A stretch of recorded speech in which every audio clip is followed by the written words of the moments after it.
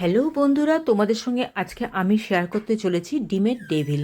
তো ডিমের ডেভিল আমি 3টে ডিম নিয়েছি, তার জন্য 6টা চপ হবে। তো 6টা চপের জন্য আমি 2টো বড় মাপের আলু নিয়েছি, নিয়ে সেটাকে সেদ্ধ করে নিতে হবে। সেদ্ধ করে নিয়ে স্ম্যাচার দিয়ে ভালো করে স্ম্যাশড করে নিতে হবে।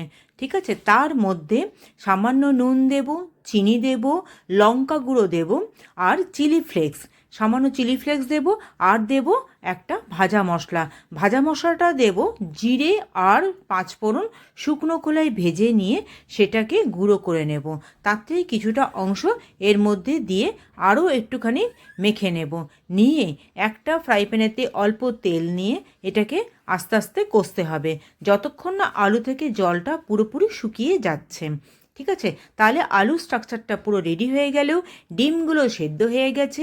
এবার ডিমগুলোকে আমি হাফ হাফ করে নিয়েছি। ঠিক আছে, তো 6টা চপ হবে, তার জন্য আমি নিয়েছি একটা ডিমের গোলা করব, সেই জন্য একটা ডিম নিয়েছি।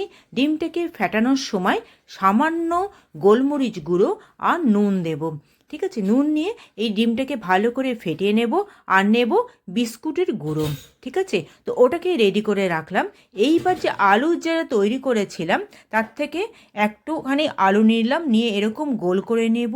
নেওয়ার পরে আলু হাতের চেটোর মধ্যে এটাকে প্যারার মতন চেপটে চেপটে নেব। ঠিক আছে, তো আলাদা করে আমি আর হাতের মধ্যে তেল লাগাইনি। তোমরা দেখতে পাচ্ছ যথেষ্ট পরিমাণে তেল বেরোচ্ছে, তো ওটাতেই হয়ে যাবে, হাতের মধ্যে লাগবে না।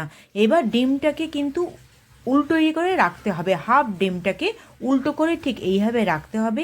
নেয়ার পরে আলুটাকে কভার আপ করতে হবে আস্তে আস্তে। ঠিক আছে, তো প্রথমবারটা করতে গিয়ে আমার আলুর পরিমাণটা না বুঝতে পারার জন্য একটুখানি কম পড়ে গেছিলো, তো সেই জন্য ওপর থেকে আরেকটুখানি আলু নিয়ে নিলাম। তোমরাও এরকম কিন্তু করতে পারো। ঠিক আছে, যদি মাপটা ঠিক মতন বুঝতে যদি না পারো, পুরো কভার আপ করতে হবে মোটামুটি ডিমটাকে নিয়ে। এবার ডিমের গোলার মধ্যে ওটাকে দিয়ে দিতে হবে, দিয়ে ভালো করে কোট কোট করে নিয়ে তারপরে দিতে হবে বিস্কুটের গুঁড়োর মধ্যে। বিস্কুটের গুঁড়োর মধ্যে ভালো করে নিয়ে কোট করে লাগিয়ে নিতে হবে সারা গাটা। ঠিক আছে, নিয়ে এরকম করে করে একটা একটা করে আমি চপগুলো রেডি করে নেব। ঠিক আছে, তোমাদের বোঝার জন্য আরেকটা আমি করছি। আলুটাকে নিয়ে আলুর একটা গোল মণ্ড তৈরি করতে হবে, নিয়ে আলু হাতের চেটোর মধ্যে নিয়ে প্যারার মতন করে চেপটে চেপটে নিতে হবে। নেওয়ার পরে অর্ধেক ডিম যেটা আছে সেই ডিমটাকে উল্টো দিক করে রাখতে হবে, রেখে ওপর থেকে আলুটাকে পুরোপুরি কভার আপ করতে হবে। ঠিক আছে, এবার নিশ্চয়ই বুঝতে অসুবিধা হলো না। এইবার যে রেডি হলো চপটা, সেটাকে ডিমের গোলার মধ্যে দিয়ে নেব, দিয়ে নিয়ে বিস্কুটের গুঁড়োর মধ্যে ভালো করে লাগিয়ে নিয়ে কোট করে নেব। ঠিক আছে, তো এরকম করে করে এক একটা করে চপ রেডি করে নেব। হ্যাঁ, তার আমি প্রথমে 4টে করেছি, পরে 2টো করে নিয়েছি। ঠিক আছে, মোট 6টা চপ হয়েছে আমার। তার মধ্যে এইবার কড়াইতে ডুবো তেল নেব, নিয়ে অন অবস্থায় গ্যাসটা রেখে ভাজতে হবে। সিম করে ভাজলে কিন্তু চপগুলো ভেঙে যাবে। ঠিক আছে, তো গ্যাসের ফ্লেমটা অন করবে, করে ভেজে ভেজে ওগুলো ব্রাউন কালারে ভেজে ভেজে তুলে নেবে। ঠিক আছে, নিয়ে সস দিয়ে রেডি করতে হবে।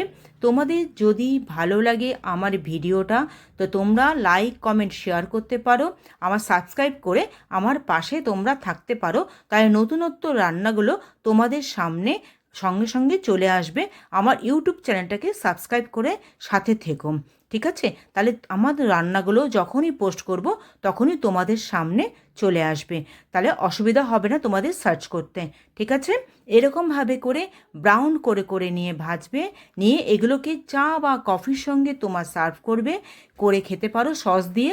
লোক আসলেও তোমরা তাড়াতাড়ি করে চটজলদি এটা রেডি হয়ে যাবে। ঠিক আছে, আর উল্টানোর সময় কিন্তু খুব আস্তে করে এরকমভাবে উল্টিয়ে নেবে যাতে না ভেঙে যায়। ঠিক আছে, ওকে, চলো টাটা, রেডি হয়ে গেল আমাদের egg devil. Have a nice day.